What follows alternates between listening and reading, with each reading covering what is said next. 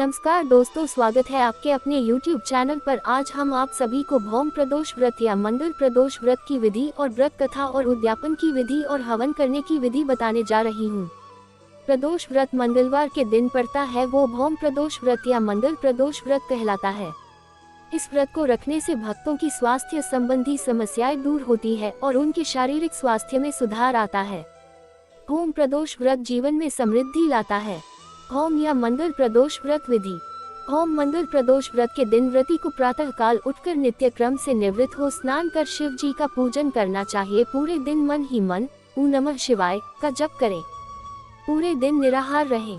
त्रयोदशी के दिन प्रदोष काल में यानी सूर्यास्त से 3 घड़ी पूर्व शिव जी का पूजन करना चाहिए। भौम प्रदोष व्रत की पूजा शाम 4:30 बजे से लेकर शाम 7 बजे के बीच की जाती है।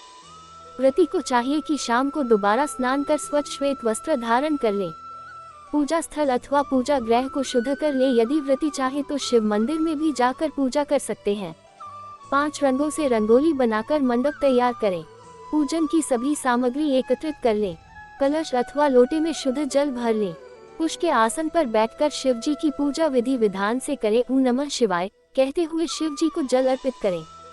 इसके बाद दोनों हाथ अड़कर शिव जी का ध्यान करें।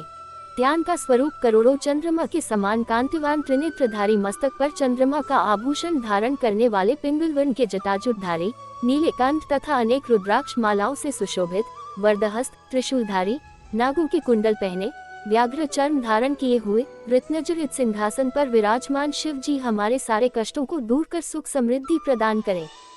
ध्यान के बाद भौम प्रदोष व्रत की कथा सुने अथवा सुनाए। कथा समाप्ति के बाद हवन सामग्री मिलाकर 11 या 21 या 108 बार ॐ ह्रीं क्लीं नमः शिवाय स्वाहा मंत्र से आहुति दे। उसके बाद शिव जी की आरती करें। उपस्थित जनों को आरती दे। सभी को प्रसाद वितरित करें। उसके बाद भोजन करें। भोजन में केवल मीठी सामग्रियों का उपयोग करें। भौम प्रदोष व्रत उद्यापन की विधि। स्कंद पुराण के अनुसार व्रती को कम से कम 11 अथवा 26 त्रयोदशी व्रत के बाद उद्यापन करना चाहिए। उद्यापन के एक दिन पहले यानी द्वादशी तिथि को श्री गणेश भगवान का विधिवत षोडशोपचार विधि से पूजन करें तथा पूरी रात शिव पार्वती और श्री गणेश जी के भजनों के साथ जागरण करें। उद्यापन के दिन प्रातः काल उठकर नित्य क्रमों से निवृत्त हो जाएं। स्वच्छ वस्त्र धारण करें। पूजा गृह को शुद्ध कर लें। पूजा स्थल पर रंगीन वस्त्रों और रंगोली से मंडप बनाएं। मंडप में एक चौकी अथवा पटरे पर शिव पार्वती की प्रतिमा स्थापित करें। अब शिव पार्वती की विधि विधान से पूजा करें, भोग लगाएं। भौम प्रदोष व्रत की कथा सुने अथवा सुनाएं। हवन सामग्री के साथ हवन करने की विधि। अब हवन के लिए 1.25 किलो आम की लकड़ी को हवन कुंड में सजाएं। हवन के लिए गाय के दूध में खीर बनाएं। हवन कुंड का पूजन करें। दोनों हाथ जोड़कर हवन कुंड को प्रणाम करें। अब अग्नि प्रज्वलित करें।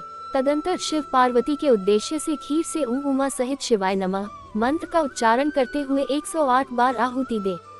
हवन पूर्ण होने के पश्चात शिव जी की आरती करें। ब्राह्मणों को सामर्थ्यानुसार दान दे एवं भोजन कराएं। आप अपने इच्छानुसार 1 या 2 या 5 ब्राह्मणों को भोजन एवं दान करा सकते हैं।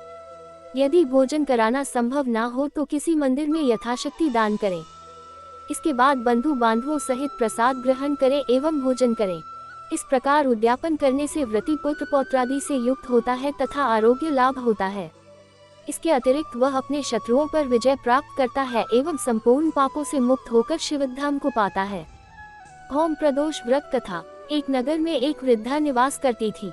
उसके मंगलिया नामक एक पुत्र था। वृद्धा की हनुमान जी पर गहरी आस्था थी। वह प्रत्येक मंगलवार को नियम पूर्वक व्रत रखकर हनुमान जी की आराधना करती थी। उस दिन वह न तो घर लीपती थी और न ही मिट्टी खोदती थी। वृद्धा को व्रत करते हुए अनेक दिन बीत गए। एक बार हनुमान जी ने उसकी श्रद्धा की परीक्षा लेने की सोची। हनुमान जी साधु का वेश धारण कर वहां गए और पुकारने लगे, है कोई हनुमान भक्त जो हमारी इच्छा पूर्ण करे। पुकार सुन वृद्धा बाहर आई और बोली, आज्ञा महाराज। साधु वेशधारी हनुमान बोले, मैं भूखा हूँ, भोजन करूँगा, तू थोड़ी जमीन लीप दे। वृद्धा दुविधा में पड़ गई। अंततः हाथ जोड़ बोली, महाराज लीपने और मिट्टी खोदने के अतिरिक्त आप कोई दूसरी आज्ञा दे, मैं अवश्य पूर्ण करूंगी। साधु ने 3 बार प्रतिज्ञा कराने के बाद कहा, तू अपने बेटे को बुला, मैं उसकी पीठ पर आग जलाकर भोजन बनाऊंगा। वृद्धा के पैरों तले धरती खिसक गई, परंतु वह प्रतिज्ञाबद्ध थी। उसने मंगलिया को बुलाकर साधु के सुपुर्द कर दिया।